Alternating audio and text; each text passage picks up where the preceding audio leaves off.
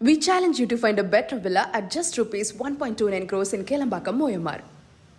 அடுத்ததா interlinking of reverse. இது நீர்வளத்துறை இன்னைக்கு மானிய கோரிக்கைன்றதுனால பேசுறேன். நம்ம இன்டர்லிங்கிங் ஆஃப் ரிவர்ஸ்ல பெரிய பெரிய சப்ஜெக்ட்லாம் போக வேணாம். கிருஷ்ணா கோதாவரி எல்லாம் இன்டர்லிங்க் எல்லாம் பெரிய ப்ராசஸ். அது எத்தனையோ ஸ்டேட்டு கிட்ட அனுமதி வாங்கணும். நம்ம ஊர்லயே நிறைய ஆறுகள் இருக்கு, அதை இன்டர்லிங்க் பண்ணுங்க.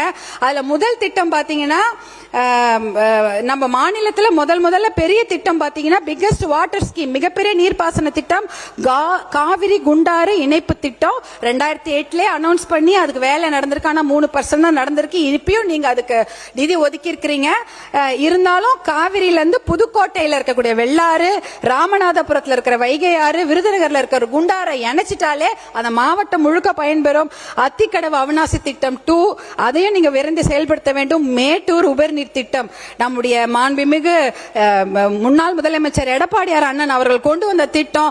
100 ஏரி அதை இணைக்கக்கூடிய மிகப்பெரிய அருமையான திட்டம். சரபங்கா நதி, திரிமணுமுத்தாறு, வசிஷ்ட நதியை இணைக்கக்கூடிய திட்டம். அந்த சேலம் ஆத்தூர் மாநகர அந்த பகுதியை வளம் பெற்றணும், அதை விரைவுபடுத்த வேண்டும். தாமிரபரணி, நம்பியாறு, கோரையாறு, எலுமிச்சை ஆறு இணைப்பு திட்டம். நொய்யல் ஆறு நோய்களை தீர்க்கும் ஆறு, அதை கழிவுகளை அகற்றும் திட்டம், அதை காப்பாற்றணும். தென்பெண்ணை பாலாறு இணைப்பு திட்டம். இதுக்கு டிபிஆர் அனௌன்ஸ் பண்ணிருக்கீங்க, அதுக்கு நன்றியை தெரிவித்துக் கொள்கின்றோம். பாலாறு தடுப்பணை திட்டம். பாலாறுல தடுப்பணை கண்டிப்பா கட்டியாகணும். தடுப்பணைனா 10 அடி 6 20 அடி தடுப்பணை தேவையில்லை. 5 அடி தடுப்பணையே போதும். பாலாறுல இருக்கிற தண்ணியை நம்ம சேர்த்து வைக்க முடியும். இதற்காக மருத்துவர் அன்புமணி அவர்கள் பாலாறு காப்போம், வைகை காப்போம், தாமிரபரணி காப்போம், நொய்யலாறு காப்போம்னு எத்தனையோ நடைபயணம் போயிட்டாங்க. அதற்கப்புறம் தான் 2 தடுப்பணைகள் சென்னை பக்கத்துல நீங்களே பார்க்கலாம். சென்னையில இருந்து பாண்டிக்கு போற ஈசிஆர் ரோட்ல வாயலூர் செக் டேம் இருக்கு. எப்படி பச்சை பசேல் இருக்கும் பாருங்க. 2 பக்கமா தண்ணி இருக்கும். வள்ளியூர் செக் டேம் அந்த பகுதியில் இருக்கு. கிட்டத்தட்ட இந்த செக் டேம் மூலம் 15 இருந்து 20 ஸ்கொயர் கிலோமீட்டர்ல எல்லா கிணறும் நிரம்பி 3 போகம் அங்க பயிர் பண்ணி கொண்டிருக்கிறார்கள். இந்த நீங்க பார்க்கும்போது சென்னை டு பாண்டிச்சேரி அந்த ஈசிஆர் சாலையில நீங்க பார்க்கலாம். அடுத்தது நந்தன் கால்வாய் திட்டம். திருவண்ணாமலையில் உள்ள 22 ஏரிகள், விழுப்புரம்ல இருக்கக்கூடிய 18 ஏரிகள், இந்த ஏரியெல்லாம் இணைச்சு அதை தண்ணீர் நிரப்பும் திட்டம் தான் தென்பெண்ணை உபரி நீர் இந்த திட்டம். இது அதே போல அரியலூர் சோழர் பாசன திட்டம். இது ரொம்ப அழகான திட்டம். அந்த காலத்துல ராஜேந்திர சோழன் கங்கையில இருந்து தண்ணியை கொண்டு கிட்டத்தட்ட அந்த சோழகங்கம் ஏரியை உருவாக்குறாரு. 25 கிலோமீட்டர் நீளத்துக்கு அந்த ஏரியை வெட்டுறாரு. ஒரு 5 கிலோமீட்டர் அகலத்துக்கு அந்த ஏரியை வெட்டி அந்த கங்கை நீர் அதுல ரொப்பி அதுக்கப்புறம் அந்த திட்டத்தை கொண்டு வராங்க. சோழகங்கை ஏரி, பொன்னேரின்னு சொல்லுவாங்க.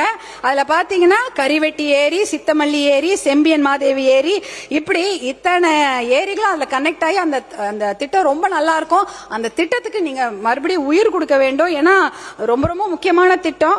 அப்புறம் இன்னொரு உறுப்பினருடைய கோரிக்கை சோழவந்தான் சாத்தியாடி அணை திட்டம், அதுவும் கேட்டிருந்தாங்க. இந்த திட்டங்கள் எல்லாம் நம்ம கொண்டு வந்துட்டோம்னாலே இது நதிநீர் இணைப்பு திட்டம் தான். பெரிய இது கிடையாது. பெரிய வெளியூருக்கே போக தேவையில்ல. நம்ம ஊர்ல இருக்கக்கூடிய நதிகளை நாம் இணைத்தாலே போதும், தூர்வாரினாலே போதும், கரைகளை பலப்படுத்தினால் போதும். இந்த மணல் அள்ளுறதே குறைஞ்சிடும்.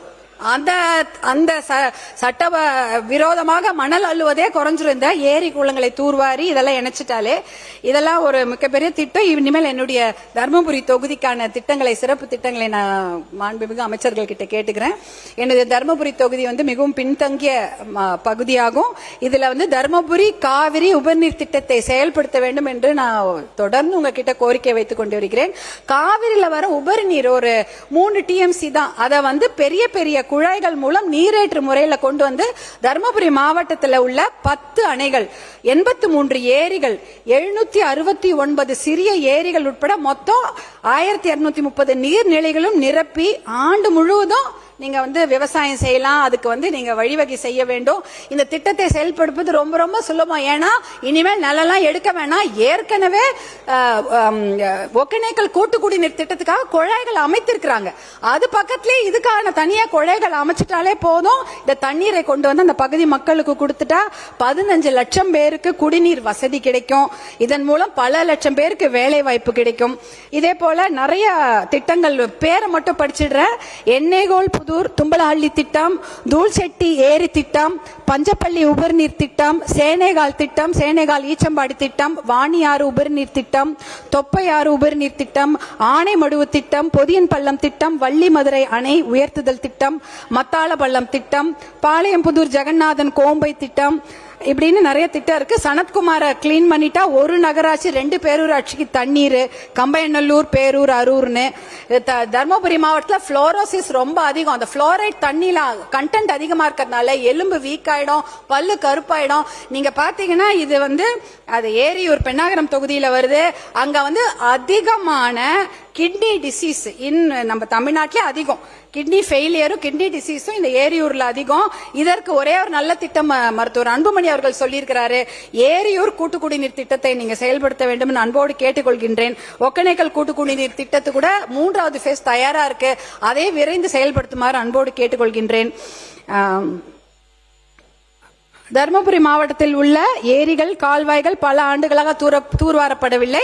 எனவே மாவட்டத்தில் உள்ள அனைத்து ஏரிகளையும் பஞ்சப்பள்ளி முதல் ராமாக்கால் ஏரி வரையுள்ள நீர்வரத்து கால்வாய்களையும் தூர்வாரி ஆழப்படுத்தி தர வேண்டும்.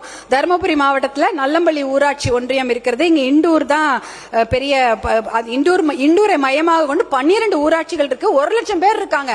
ஆனா இதை வந்து ஒரு வாட்டி அவங்க வந்து கவர்மெண்ட் ஆபீஸ்க்குலாம் போனோம்னா ஒரு நாள் முழுக்க அவங்களுக்கு போயிடுது. அவர்களுடைய வாழ்வாரம் பாதிக்கப்படுகிறது. அதனால அந்த மக்கள் நலன் கருதி, நிர்வாக நலன் கருதி இண்டூரை தலைமையிடமாக கொண்டு புதிய ஊராட்சி ஒன்றியத்தை உருவாக்கி தர வேண்டும் என்று கேட்டுக்கொள்கின்றேன். தருமபுரி மாவட்டத்தில் அனைத்து கிராமங்களிலும் பழுதடைந்த அரசு கட்டிடங்கள், கழிவறைகள் ஆகியவற்றை புதுப்பித்து மக்கள் பயன்பாட்டிற்கு கொண்டு வர வேண்டும். அதே போல தமிழ்நாடு முழுவதும் பயனற்ற நிலையில் உள்ள ஆழ்துளை கிணறு, திறந்தவெளி கிணறுகளை மழைநீர் சேகரிப்புக்கு பயன்படுத்திக் கொள்ள வேண்டும். இது வந்து எல்லா வீடுகளிலையும் அதை கட்டாயமாக்கி சேமிப்பு கட்டமைப்புகளை உருவாக்கப்படுவதை ஊக்குவிக்க வேண்டும் என்று கேட்டுக்கொள்கின்றேன். தர்மபுரி சட்டமன்ற தொகுதிக்குட்பட்ட அன்னசாகரம் ஏரி, அதியமான் கோட்டை ஏரி, சோகத்தூர் ஏரி, சாமிச்செட்டிப்பட்டி ஏரி, கடகத்தூர் ஏரி ஆகிய ஏரிகளை தூர்வாரி தருமாறு அன்போடு கேட்டுக்கொள்கின்றேன். தருமபுரி மாவட்டம் நல்லம்பள்ளி ஊராட்சி ஒன்றியத்தில் ஏலகிரி அரசு மேல்நிலைப்பள்ளி முதல் சாமிச்செட்டிப்பட்டி ஓம் சக்தி பள்ளி வரையும், சாமிச்செட்டிப்பட்டி ஊராட்சி கமலநத்தம் நரசிம்மன் கொட்டாய் முதல் எருமைப்பட்டி கொட்டாய் வரையும், மாதேமங்கலம் ஊராட்சி மிட்டாரெட்டி அள்ளி சாலை முதல் ஆவாரங்காட்டூர் வரையும், தாசன் கொட்டாய் முதல் பங்குநத்தம் கொட்டாய் வரையும், நல்லம்பள்ளி ஊராட்சி ஒன்றியம் இண்டூர் முதல் கழனிக்காட்டூர் வழியாக அரக்காசனள்ளி, சின்னம்பள்ளி, பெரும்பாலை வரையும் உள்ள பழுதடைந்த சாலைகளை சீரமைத்து தருவதுடன் தேவையான இடங்களில் பாலங்களையும் அமைக்க வேண்டும். தருமபுரி ஊராட்சி ஒன்றியம் சோகத்தூர் ஊராட்சி பூசாரிப்பட்டி சாலை முதல் ஜடையன்கொட்டாய் மாட்டுக்காரனூர் வரையுள்ள தார் சாலையும் சீரமைத்து தர வேண்டும். அதே போல தருமபுரி மாவட்டத்தை வந்து என் ஊர் என் கனவு திட்டத்தில் ஒரு சொட்டு மது சாராயம் போதை இல்லாத ஒரு மாவட்டமாக நீங்க அறிவிக்க வேண்டும்.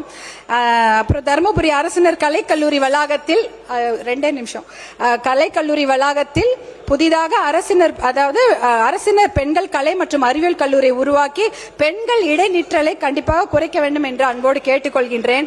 அதே போல இந்த சுற்றுச்சூழல் அமைச்சர் அவர்களுக்கு ஒரு கோரிக்கை. அது பாத்தீங்கன்னா கங்கை கொண்ட சோழபுரம் இருக்கிறது. அது யுனெஸ்கோ ப்ரொடெக்டட் ஹெரிடேஜ் சைட்.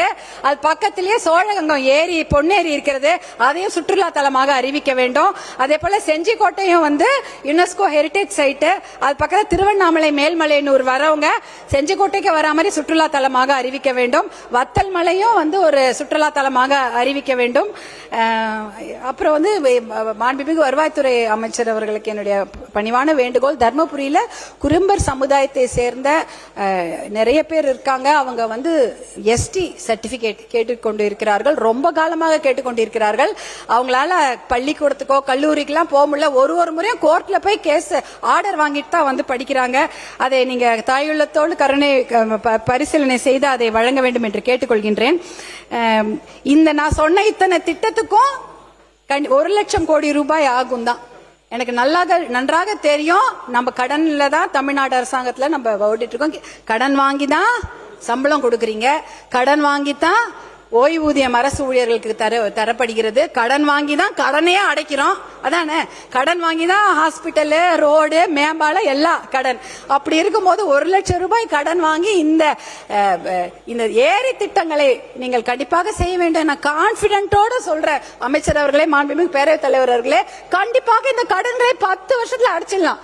கான்பிடென்டா சொல்ற முடியும். ஏன்னா எக்கானமி நல்லாயிடும், விவசாயம் நல்லாயிடும், ஹெல்த் நல்லாவும். நல்ல தண்ணி கொடுத்தா நம்ம சுகாதாரம் மேம்படும், விவசாயம் செழிக்கும், நம்மளுடைய எக்கானமியும் வளரும்.